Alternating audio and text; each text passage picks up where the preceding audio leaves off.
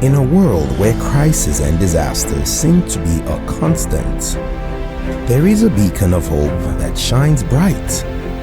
Led by visionary leader, the Ministry of Humanitarian Affairs and Disaster Management has been working tirelessly to make a difference in the lives of those in need. Join us as we take a closer look at the achievements of the ministry under the dynamic leadership of Minister Sadiya Farouq. Coordinating the affairs of the ministry since 2019 has been a very challenging yet fulfilling and rewarding experience. And the ministry, as we are aware, is at the center of government's response to crisis, to disasters, and humanitarian crisis, as well as poverty issues. The victims of these unfortunate situations are the most vulnerable amongst us. And as a result, I and my team have kept them uppermost in our minds, ensuring that their peculiar needs are met as we canvass the length and breadth of this country, delivering the much needed support and assistance to these vulnerable groups. And during disasters, the ministry and its agencies have been on call, providing basic relief materials to victims all over the 36 states of the Federation and the Federal Capital Territory, while also working tirelessly to ensure durable solutions for these groups. Under Minister Sadiya Farouq's leadership, the ministry has successfully implemented a range of programs that have made a significant impact in the lives of millions of Nigerians. The ministry's social intervention programs have been instrumental in addressing poverty and providing assistance to vulnerable populations.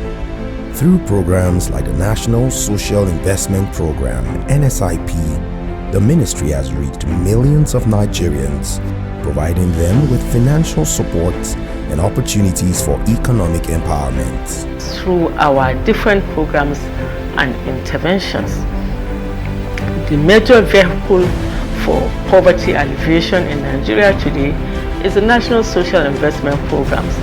It is a key instrument in uplifting the lives of the poorest of the poor and providing assistance and hope to millions of vulnerable Nigerians. The NSIP, for example, which is the flagship of all the intervention programs that the ministry started with. Actually, we in the NOA were involved first as the storekeepers of the IEC materials. That's one.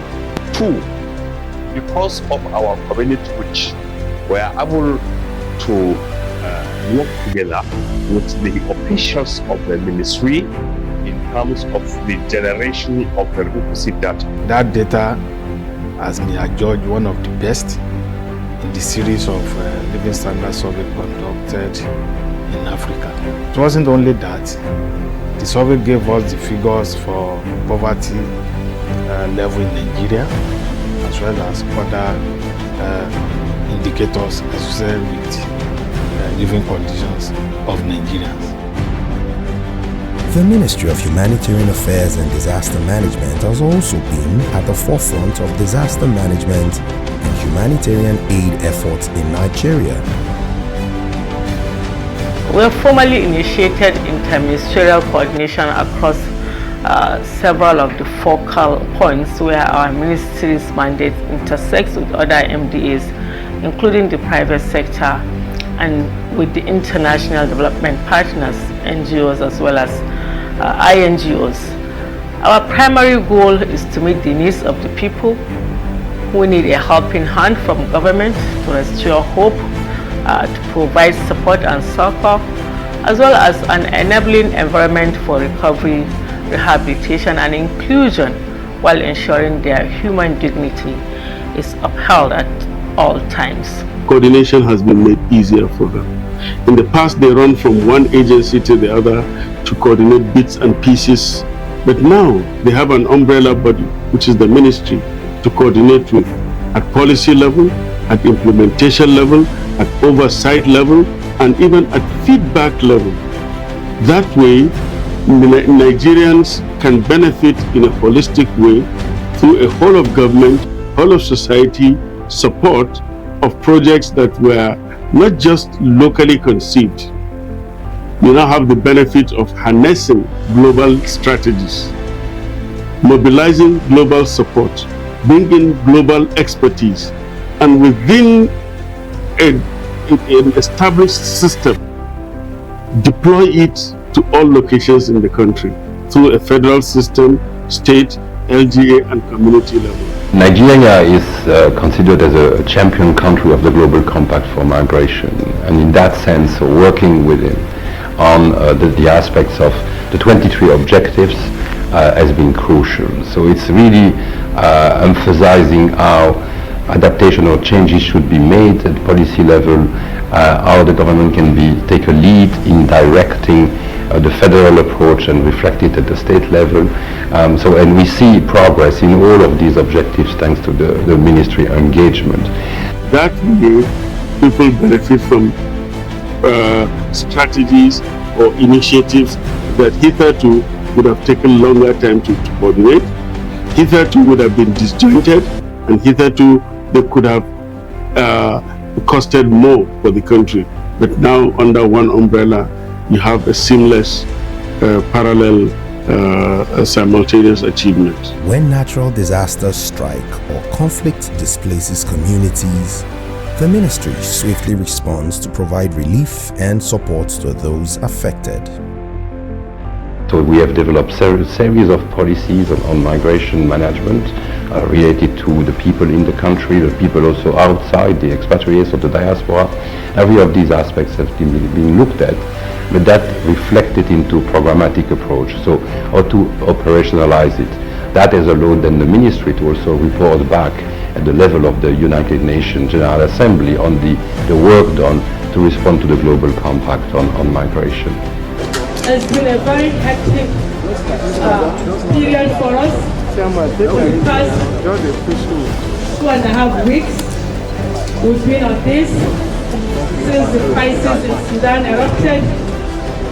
It's been a very tough moment for the Ministry of Humanitarian Affairs and Ministry of Foreign Affairs, as well as the other NGOs that form part of the Emergency Evacuation Committee, which is being led by my permanent secretary. Honestly, if there is one program that I see that has brought out the real value of this ministry's leadership role in coordination of partners in humanitarian action, is this Sudan crisis. When the problem started on the 15th of April, we came together as a sector and immediately determined the magnitude of the problem. We knew we were facing a problem because the nature of Sudan. It's not like Ukraine, where Nigerians that go to Ukraine, where you already know their students, or you already know their small number, a handful, just a few hundreds or thousands. But in Sudan, people of Nigerian descent or origin number well over 8 to 9 million people. We did the evacuation as directed by His Excellency President Muhammadu Buhari, and 15 flights were deployed by the federal government to airlift a total number of 2,518 Nigerian nationals from Sudan, where were mostly Nigerian students that were studying in Sudan. Others include men, women, and children. Other Nigerian nationals who found their way to Ethiopia, Jeddah, Chad, were also evacuated. From providing emergency food assistance, shelter, and medical aid to those in need, to coordinating humanitarian efforts in collaboration with other agencies, the ministry has demonstrated exemplary leadership in times of crisis. I must say that the almost 4 years, or the past 3.5 years, has been a potpourri of activities, interventions, partnerships, and sometimes unforeseen challenges and unexpected humanitarian crises. But through it all, we have remained resolute and undoubted in the face of these challenges. In the face of adversity, when lives are shattered by unforeseen events, it is the Ministry of Humanitarian Affairs that rises to the challenge, bringing hope and relief to those in need. Led by the compassionate Honorable Minister Sadiya Farouq, the ministry has been a beacon of light in the darkest of times, providing critical assistance and support to communities facing unimaginable hardships. Virtually every government from the beginning of Nigeria as a nation to date has created one form or another of programs that are aimed at alleviating poverty, improving livelihoods, improving human conditions, responding to humanitarian needs, but each of them comes as a standalone. The most intelligent thing that has happened to Nigeria is to bring all these bits and pieces, apart from just strengthening them individually as programs or projects, but to bring in a coordination mechanism that will tie them together. That has made a significant difference, and it has helped in amplifying each of them as a program and bringing them together to support each other, that is the programs. But that does not stop at the programmatic level. It made life easier for coordination. It reduced waste of resources. It reduced response time, coordination between ministries, and also reduced wastage. But the impact is that people lived a life that could be benefiting from one project or the other, directly or indirectly, simultaneously. That was when we were planning to conduct the Nigerian Living Standards Survey in 2018. Where the National Bureau of Statistics, together with Minister of Humanitarian Affairs, come together to implement the survey. The Minister of Humanitarian Affairs supported the National Bureau of Statistics by providing funding support to MBS to do that survey.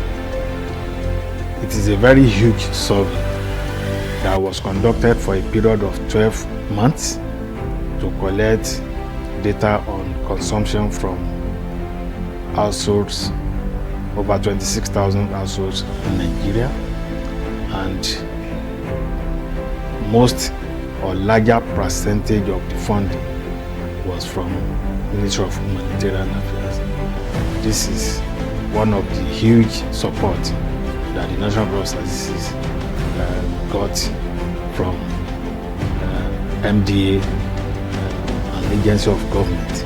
Beyond that is also the fact that the National Orientation Agency under the Ministry of Humanitarian Affairs have also collaborated, not only authentication now, but also even in the identification of who should be potential beneficiaries, who should be beneficiaries, who should be potential beneficiaries. Don't forget, we are dealing with a country this big, this large, with a population this large, a poverty index this large. It's always proper that you are rightly guided in terms of the data that comes into your hands. This the market money, the trader money, you need the farmer money. All of these are all community domiciled programs, essentially. That is where our strength lies, and that's why we find the collaboration very impactful, very helpful, and of course mutually complementary. Minister Sadiya Farouq, with her unwavering empathy and deep compassion, has been a driving force behind the ministry's efforts in responding to emergencies.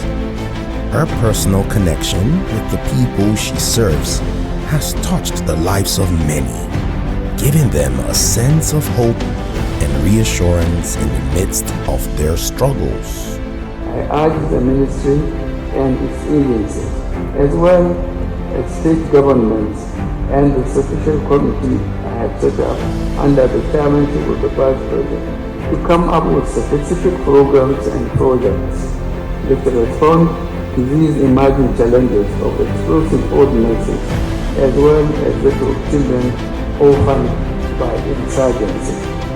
Furthermore, the ministry through its agencies also provides relief materials to IDPs, as well as durable solutions like housing and skills acquisitions, and so on and so forth.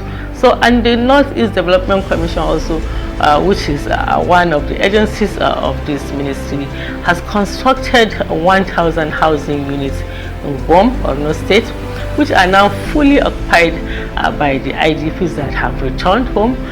There are also construction another 500,000 housing units in 6 states of the Northeast. The Ministry of Humanitarian Affairs has successfully carried out numerous rescue missions during insurgent attacks and natural disasters, providing critical assistance to affected communities in their time of need.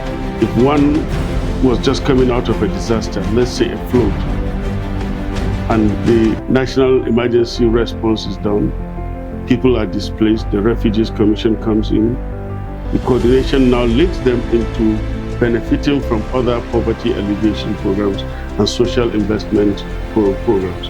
That coordination has helped not only in service delivery, but in the actual impact and benefits to local society. And I'm sure many individuals have benefited from all these programs simultaneously, with or without knowing. So that is one of the key achievements of the ministry. Their coordinated efforts, dedication, and commitment have made a tangible difference in saving lives and mitigating the impact of emergencies. If not for various programs under the Ministry of Humanitarian Affairs, probably we will have been witnessing series of crises in the country. But because of what the Ministry of Humanitarian Affairs is doing in providing succor, providing support to vulnerable and poor households in the country, it has really dampened and minimized the effect that all these shocks will have been having on the citizens. If you look at that, you see that coming up with this ministry is one thing that has helped the country to stabilize over the years. Through initiatives such as the Empower program, the ministry has provided skills training and capacity building opportunities to young Nigerians, equipping them with the tools they need to succeed in today's competitive world. The ministry has also impacted positively on the plight of poor and vulnerable Nigerians through our different programs and interventions. The major vehicle for poverty alleviation in Nigeria today is the National Social Investment Programs. It is a key instrument in uplifting the lives of the poorest of the poor and providing assistance and hope to millions of vulnerable Nigerians. Over 20 million Nigerians have benefited and continue to benefit directly and indirectly from different clusters of these programs. And the main clusters of these programs, namely the Empower program, otherwise known as the job creation. We have the National Homegrown School Feeding Program. We have the Condition Cash Transfer Program and the Government Enterprise and Empowerment Program, GIP. The Government Enterprise and Empowerment Program has provided interest-free loans and training to over 2 million micro, small, and medium enterprises, enabling them to grow their businesses and create jobs.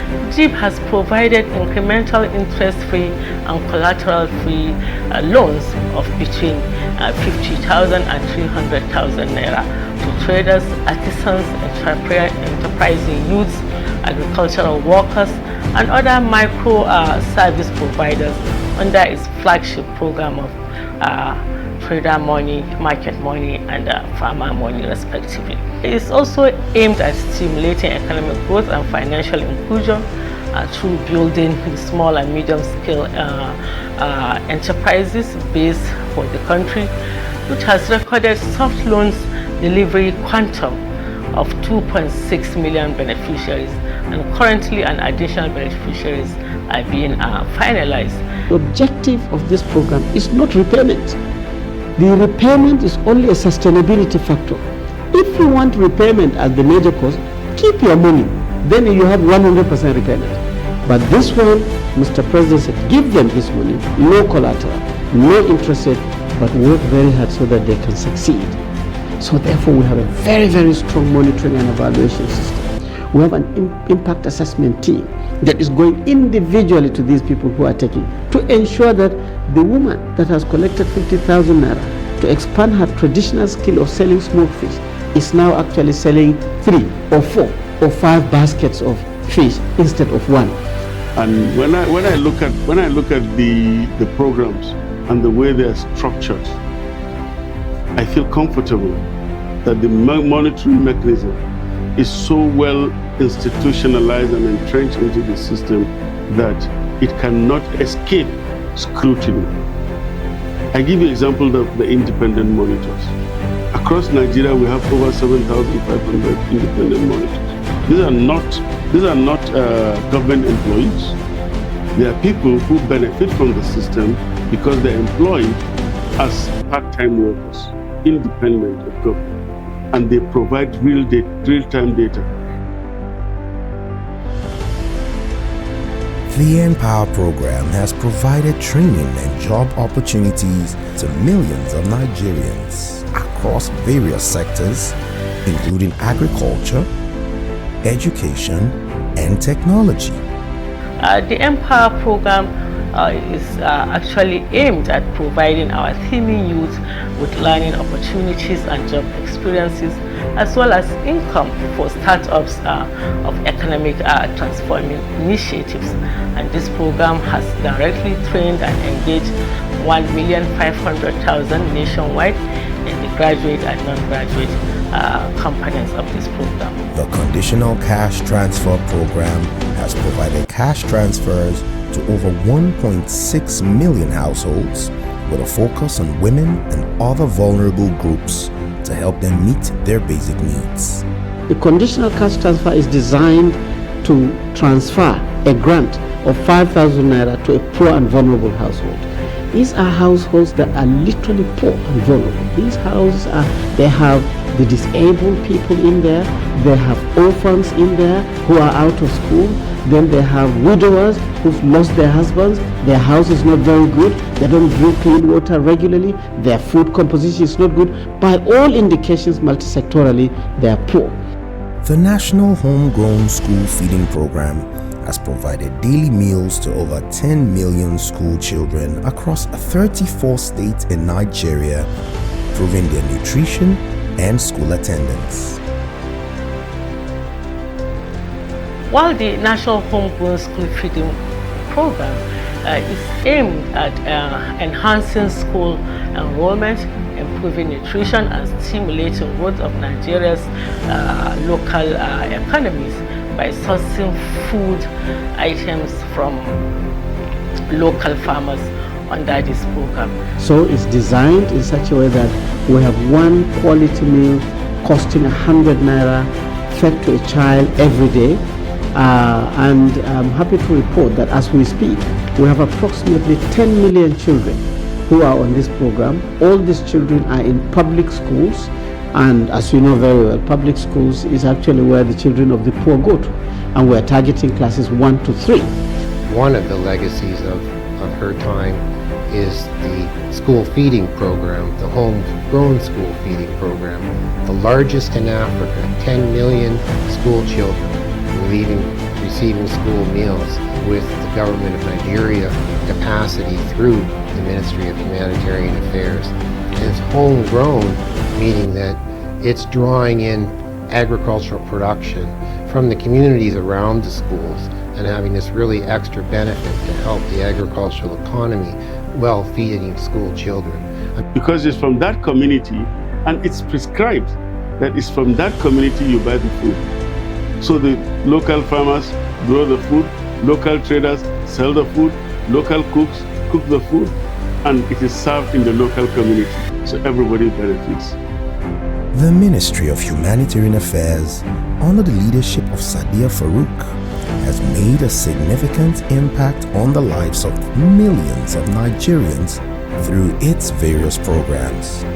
Each one of these programs is carefully designed and tailored to address specific socio-economic challenges and protect Nigerians from poverty, economic shocks, and social vulnerabilities by increasing the income and livelihood of the poor and vulnerable households, reducing also youth unemployment. Their efforts have demonstrated the government's commitment to addressing the needs of the most vulnerable and marginalized communities in the country. Their unwavering commitment to humanitarian assistance, effective coordination, and prompt response have made a significant impact on the lives of those affected by emergencies.